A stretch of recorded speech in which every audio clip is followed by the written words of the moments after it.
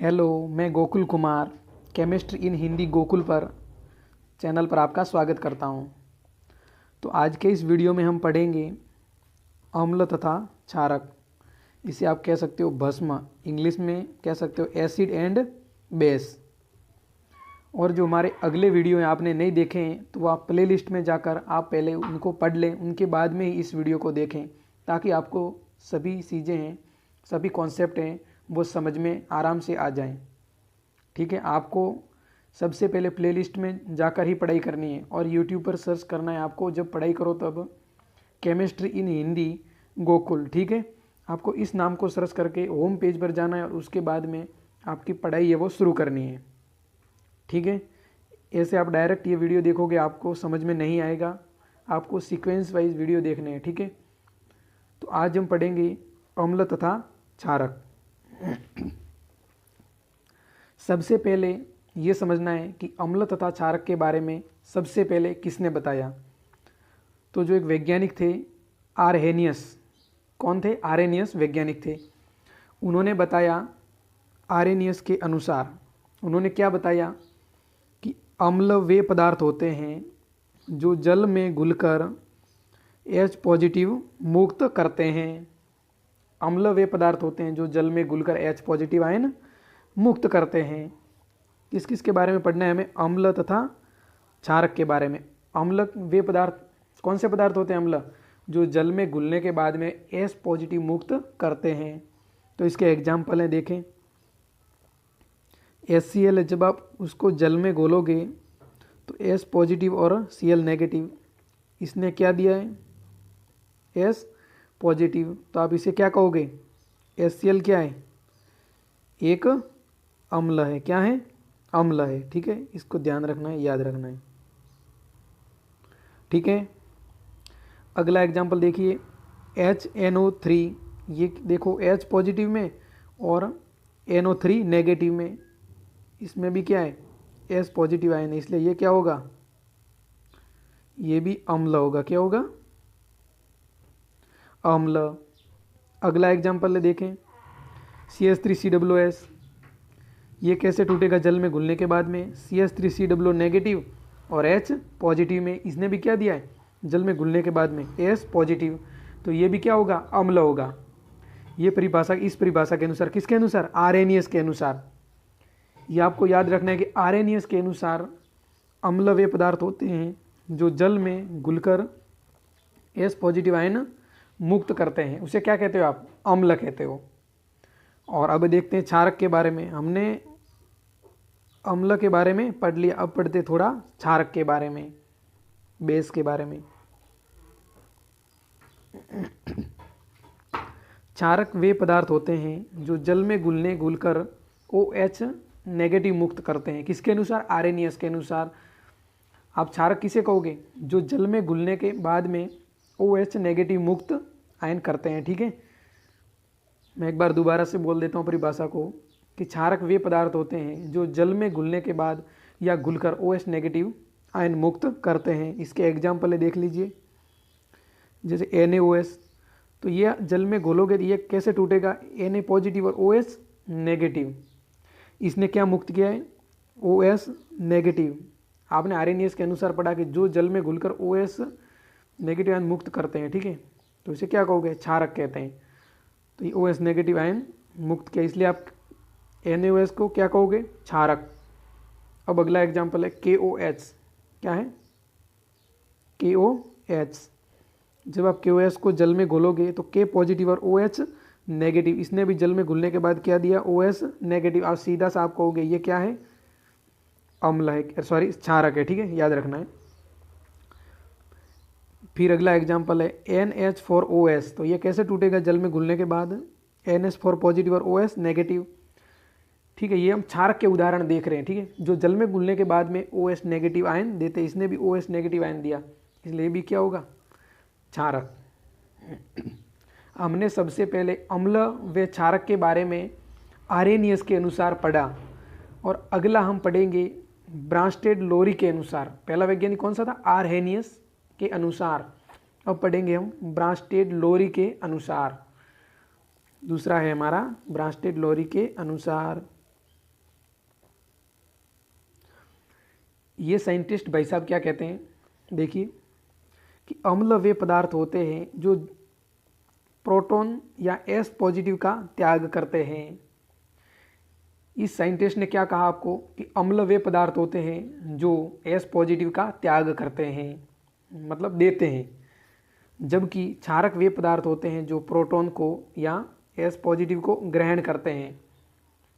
इसे भी हम समझते हैं, देखिए एग्जाम्पल से समझ में आ जाएगा आपको आराम से। जैसे एक लिया हमने HCl और एक है H2O। जल क्या करता है, इससे एस पॉजिटिव ले लेता है, ठीक है। तो इसमें क्या कहा, क्षारक वे पदार्थ होते हैं जो प्रोटॉन को ग्रहण करते हैं। ये जो एस पॉजिटिव है इसको ग्रहण किसने किया, H2O ने।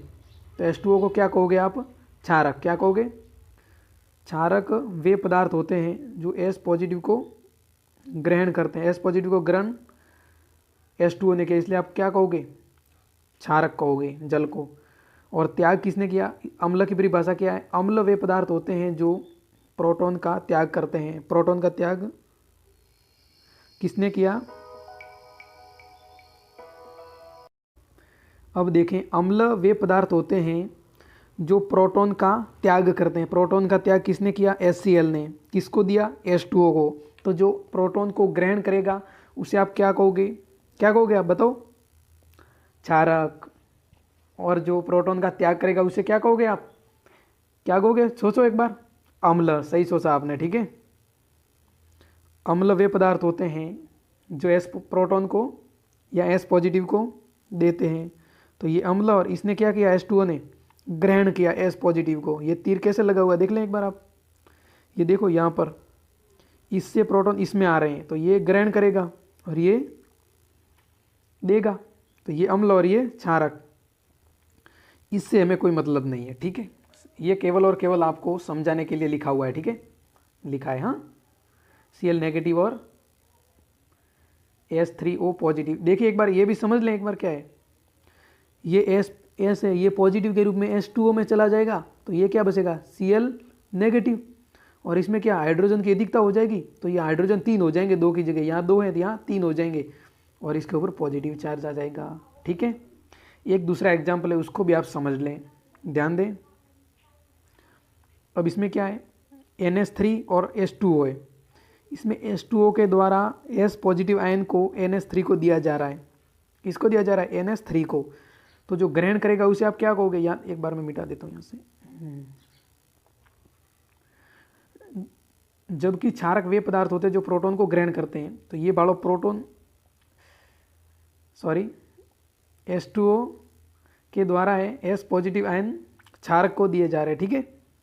तो जो NH3 है वो एस पॉजिटिव आयन को ग्रहण कर रहा है, इसलिए आप इसे क्षारक कहोगे। और जो देगा उसे क्या कहोगे, आप एसिड या अम्ल कहोगे। और जो NH3 में एस पॉजिटिव जुड़ेगा तो NH4 पॉजिटिव, और एस निकल जाएगा यहाँ से H2O में से, तो OS नेगेटिव। तो हमने ब्रांस्टेड लोरी के अनुसार पढ़ा कि अम्ल वे पदार्थ होते हैं प्रोटॉन का त्याग करते हैं, जबकि क्षारक वे पदार्थ होते हैं जो प्रोटॉन को एक्सेप्ट करते हैं, मीन्स ग्रहण करते हैं। सबसे पहले हमने पढ़ा आर्हेनियस के अनुसार, दूसरे नंबर पे ब्रांस्टेड लोरी के अनुसार, और अब हम पढ़ेंगे अम्ल व क्षारक की परिभाषा लुईस के अनुसार। लुईस भाई साहब क्या कहते हैं, ठीक है। चलिए हम आगे बढ़ते हैं। यहां पर देखें आप, लुईस के अनुसार इलेक्ट्रॉन युग्मग्राही जो पदार्थ है वो इलेक्ट्रॉन को युग्म है, इलेक्ट्रॉन युग्म को ग्रहण करेगा, उसे आप कहोगे लुईस अम्ल या लुईस एसिड, लुईस अम्ल। और जो इलेक्ट्रॉन युग्म देगा या दाता होगा वो क्या होगा, लुईस क्षारक या लुईस बेस, ठीक है। अब यहां पर एक बार देख लें, पहले आप यहां पर समझें, आपको अच्छी ढंग से समझ में आएगा। NH3 है वो एक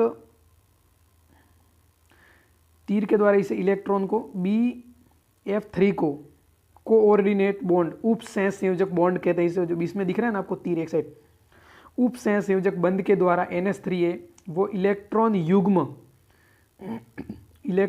है वो BF3 को दे रहा है। तो यहाँ पर पढ़ लें एक बार, जो इलेक्ट्रॉन युग्म ग्रहण करेगा उसे क्या कहोगे? लुईस। तो इलेक्ट्रॉन इसमें ग्रहण कौन कर रहा है? ये BF3NS3 से ग्रहण कर रहा है, तो इसे क्या कहोगे? लुईस अम्ल। यहाँ क्या लिखा हुआ है? लुईस अम्ल। इलेक्ट्रॉन को ग्रहण करेगा उसे क्या कहोगे? लुईस अम्ल। और इलेक्ट्रॉन को देगा उसे लुईस क्षारक। NS3 क्या कर रहा है? इलेक्ट्रॉन को दे रहा है, इसलिए आप क्या कहोगे? इसे लुईस क्षारक। इसी को इस संरचना के अनुसार समझाया गया है आपको यहाँ पर, ठीक है। ये संरचना खोल कर लिखो, ऐसे होगी। और ये कोऑर्डिनेटर बॉन्ड द्वारा इसको इलेक्ट्रॉन दिए जा रहे हैं, ठीक है। ये इलेक्ट्रॉन युग्म, इसलिए ये लुईस अम्ल और ये लुईस क्षारक, ठीक है। क्लियर?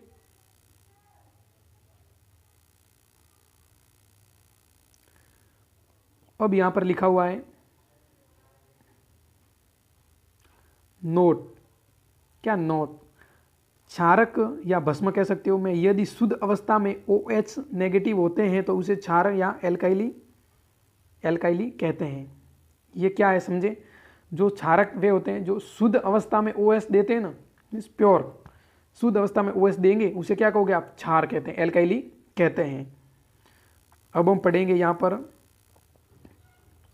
अम्लों तथा क्षारकों की प्रबलता। क्या पढ़ेंगे? अम्लों तथा क्षारकों की प्रबलता। यदि आयनन की मात्रा व वेग अधिक हो तो प्रबल अम्ल व क्षारक होंगे। हमने पहले ही वीडियो में पढ़ लिया है कि आयनन की मात्रा व वेग क्या होते हैं। आयनन क्या होता है कि जो जल में घुलकर वैद्युत अपघटय है वो प्रबल मात्रा में टूट जाता है। प्रबल मात्रा में टूटेगा तो उसका वेग भी अधिक होगा। तो आयनन की मात्रा वेग अधिक होंगे तो प्रबल अम्ल और प्रबल क्षारक कहलाएंगे। यदि आयनन की मात्रा व वेग कम होंगे, जैसे आपने प्रबल वैद्युत अपघटय घोल दिया तो उसकी आयनन की मात्रा वो क्या होगी? ज़्यादा होगी। और प्रबल क्षारक होंगे वो जो प्रबल क्षारक और प्रबल अम्ल हैं, उसको आप जल में घोलोगे तो उसका आयनन और वेग ये दोनों ही अधिक होंगे। अब देखिए, यदि आयनन की मात्रा व वेग कम हो तो दुर्बल अम्ल व दुर्बल क्षारक कहलाते हैं। Weak acid and weak base, ठीक है। मैं वैसे इंग्लिश में नहीं बोलता हूँ ताकि हिंदी मीडियम वाले बच्चे पढ़ सकते हैं यहाँ पर, ठीक है, ताकि आपको बेटर तरीके से समझ में आ सके। यहाँ पर एक बार देख लें जो प्रबल अम्ल कौन से हैं और प्रबल क्षारक कौन कौन से हैं। इसको याद रखना है, आपको दिमाग में फिट बिठा लेना है। ये जो टर्म्स है इसको याद ही करना पड़ेगा, इसे समझने का कोई ट्रिक नहीं है, ठीक है। बार बार आप याद करते रहोगे, रिवीजन करोगे, याद हो जाएंगे आपको। प्रबल अम्ल हैं HCl, H2SO4, HNO3, NaOS, KOS। ये क्या देखें एक बार, ये क्षारे हैं ना, अम्ल और क्षारक, उसको आप कंबाइंड करके जोड़कर आप कह सकते हो लवण। ये सारे क्या है? ये लवण है। क्या है? लवण। क्लियर? ये जो प्रबल अम्ल, ये प्रबल अम्ल और ये प्रबल क्षारक, इसे क्या कह सकते हो? लवण, ठीक है। ये क्या है? प्रबल क्षारक और प्रबल क्षारक, सॉरी, प्रबल अम्ल और प्रबल क्षारक है, उसे आप क्या कह सकते हो? प्रबल वैद्युत अपघटय। प्रबल अम्ल है और प्रबल क्षार है तो उसे क्या कहोगे? प्रबल वैद्युत अपघटय। और जो दुर्बल अम्ल है वो कौन कौन से एक बार देख लें। दुर्बल अम्ल CH3COOH, एसिटिक एसिड कह सकते हो इसे, हाइड्रोजन साइनाइड, और H2S मीन्स ये जल के समान ही होता है। दुर्बल क्षारक NH4OS, ठीक है। तो ये है हमारे दुर्बल क्षारक और दुर्बल अम्ल। और आप इसे कह सकते हो दुर्बल वैद्युत अपघटय, और इसे कह सकते हो प्रबल वैद्युत अपघटय। जो प्रबल अम्ल और प्रबल क्षारक है उसे क्या कहोगे आप? प्रबल वैद्युत अपघटय। और जो दुर्बल क्षारक और दुर्बल अम्ल है उसे कहोगे आप दुर्बल वैद्युत अपघटय। क्या कहोगे? दुर्बल वैद्युत अपघटय। तो आज के इस वीडियो में हम इतना ही पढ़ेंगे और अगले वीडियो का वेट करें। जल्दी मिलेंगे अगले वीडियो में, और आप पढ़ाई ईमानदारी के साथ करते रहें। Thank you for watching this video. Okay, bye.